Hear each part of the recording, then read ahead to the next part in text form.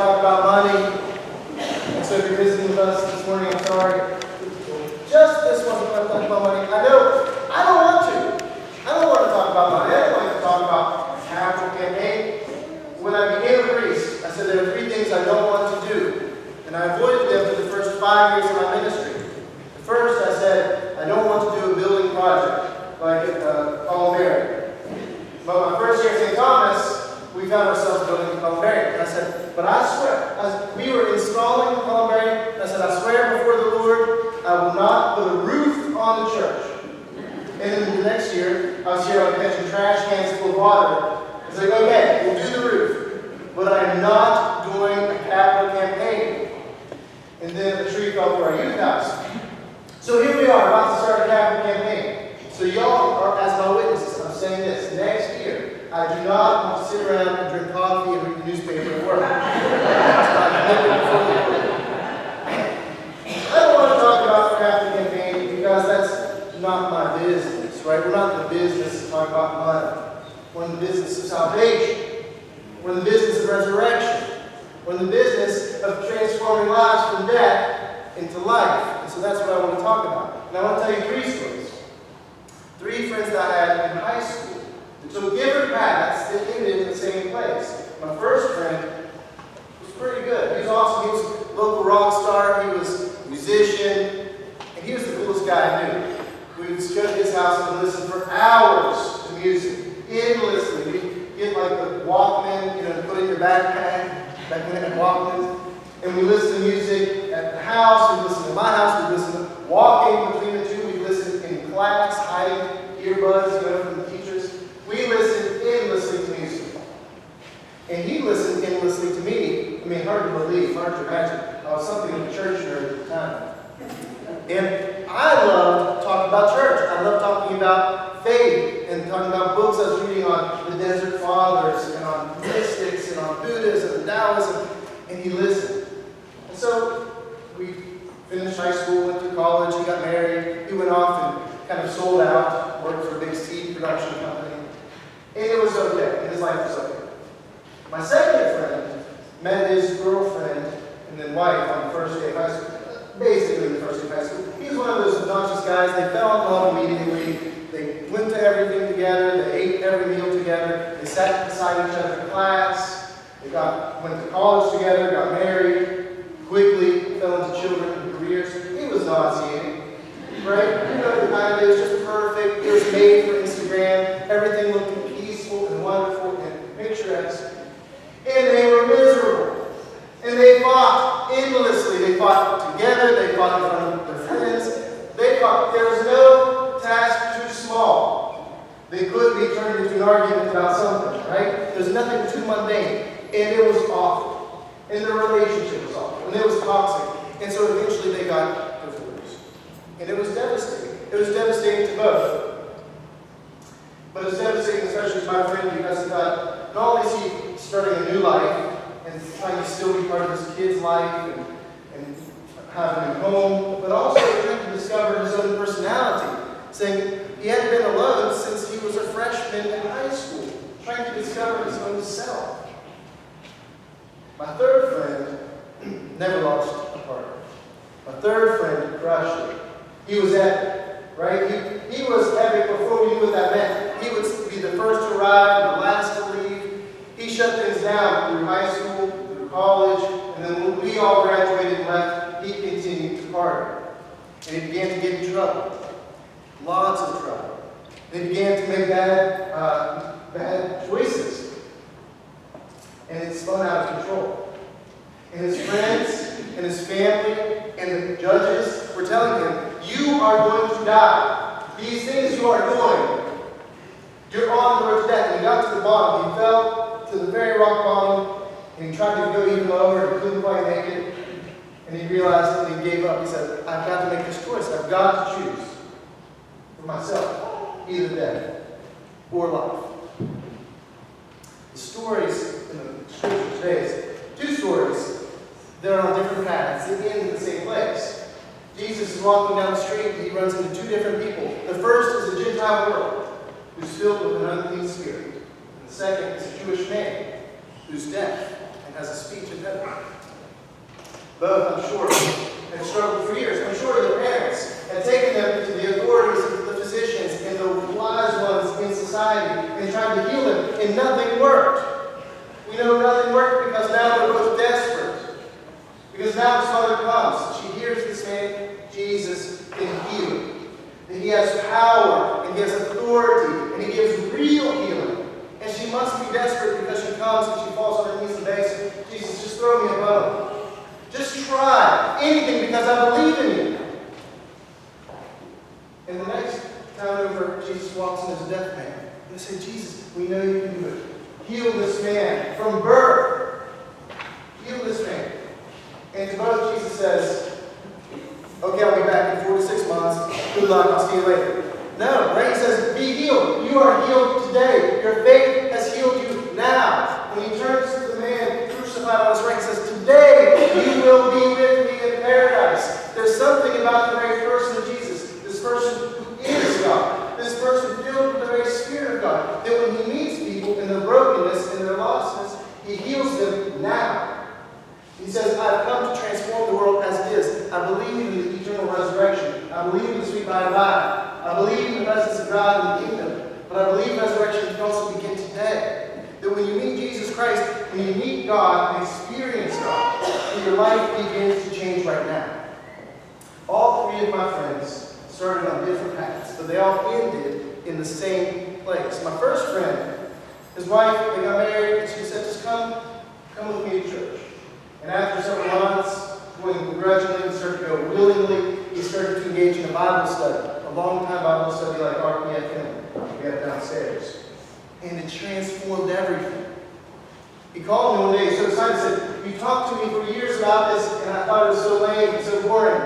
Until now, it's like I didn't even realize I was hungry, but there was something that was stale, there was something that was missing. He said, now I have so much doubt and so many questions. And I'm so excited to find answers. He said, I've been turned on by the church. I've been turned on by Bible study, by conversations. And he's calling me looking for books and recommendations and saying, I want to consume everything I can. Because here we are at church, where we are the ones who get to explore the infinite universe. We are the ones that get to explore the very nature of life. Philosophy at its highest level, we get to explore and discover God. My friend found that, and he loved it. My second friend, after he got divorced, he just needed someplace to go and be still, someplace that was safe, where he didn't feel attacked or put down. He just needed to go somewhere and be still. And so he went to church. He hadn't gone to church since high school. He thought he'd try it out. And instead of a group of folks who were judging him that he thought might happen, he found a place where people respected him, accepted him for who he was. It was a place where he could come with his children every other weekend, and no one thought anything different. It was a place where he could find peace, beginning in worship, and then through the community. And he came 2 years later and said, you know what, I found a church, what I wanted my entire life was I found a family. I found a family surrounded by God. And my third friend started church in the basement. He started going once a week, and then twice a week, and then 4 times a week to AA meetings happening in the church basement because he was going to die. And he was out of control. And there he discovered that there is a God, and it's not him. And he discovered some tools to begin a new life, to begin living. He experienced resurrection. He experienced something profound. And after years of going through AA, he started coming upstairs on Sundays to worship God as well. And he said church not only transformed his worldview, it transformed his heart, his being, his soul. It gave him new life. All 3 friends were on a different path, but when they met Jesus, they were transformed. But when they met God, everything changed. And it begins now, and it begins today. Now, I began by saying I didn't want to talk about money.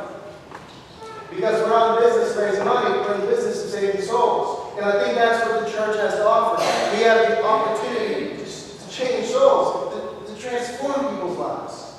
Where we are given children, and we have the opportunity to create atrium, to create children's ministries where we can teach them. And hopefully raise them up and send them to college, knowing that they are loved. And they're surrounded by a community that loves them. And that we care about them. And that maybe they're set on a better path, and they can avoid the mistakes that you and I have made.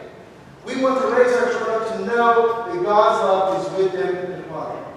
We want to come in ourselves and experience community and experience Bible studies and places where we can wrestle with big questions and argue and debate and look at world religions and look at our religion and grow. We want to wrestle with the very highest of all philosophies and discover God together. We want to go out into the world and do outreach and serve the world. We want to serve the world, and we also want to invite people back into our community and say, look, we found something here. And this is holy ground. And I think we want to take those folks who are broken, those folks who are living but not really alive, folks who are dying, and say, this is a safe place. This is a sacred space where you can come and begin a new life. And I think St. Thomas offers that to the world. And I don't have to tell you because you know it. There's a reason why you got up on Sunday morning and you came to church. There's a reason why you sit on hard pews early in the morning when you could be home drinking coffee. Maybe you hadn't thought of that. But you could have been home drinking coffee. But there's a reason why you're here. There's a reason why you come week after week, because there's something good here. And I don't have to explain it to you because you can feel it. That when you walk into this space, you can feel love. It's been poured into the very walls. You can feel the holiness of God that's wrapped around St. Thomas. It happened that a tree fell through our universe and destroyed it. We didn't want it to happen. Maybe some people wanted it to happen. But it was unexpected, and it fell and it destroyed our space, and now we don't have space for our middle school, we don't have space for our youth. And realistically, we don't have enough space for ourselves. When we have a big event, I take all the furniture out from downstairs, and I put it all, I cram it all into the choir room. It's really horrible to have to do that. And when we put up all the chairs that we could possibly put up, we can sit 80 people. And so it's nice for us to say, look, we want to have a community event on September 30th. We want to have the gospel mass. We have a big time. And only 80 people can come. It's not true. More than 80 people. We have 150 people. Only 80 people can go downstairs and be with us, right? Then we're just out of space for our programs. We're out of space for our Bible studies. When I come downstairs, I've been out on Tuesdays and Thursdays to visit my friends at AA to meet downstairs. And every seat is filled. And people are standing up. I think we need more space because people's lives are being changed. Because people are finding life. And we have a responsibility to provide the space for that to happen. And finally, that we're inaccessible. I mean, we're accessible in some sense. It's a flag coming on the top, it's flags on the bottom. But if you have mobility issues and you can't negotiate stairs, we don't have a resource for you. I mean, I can give you a piggyback ride down the stairs. But we want to address these things. It's too important for us, right? To say you're welcome to our church, but you're not welcome to our hospitality downstairs. So we want to put in an elevator.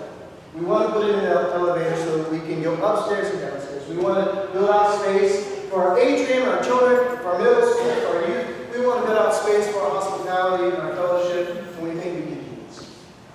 I don't want to talk about church. I don't want to talk about having a campaign for months and months and months. I don't want to talk about money every time we come to church, because that's not who we are. And that's not our business. Our business is the one of salvation.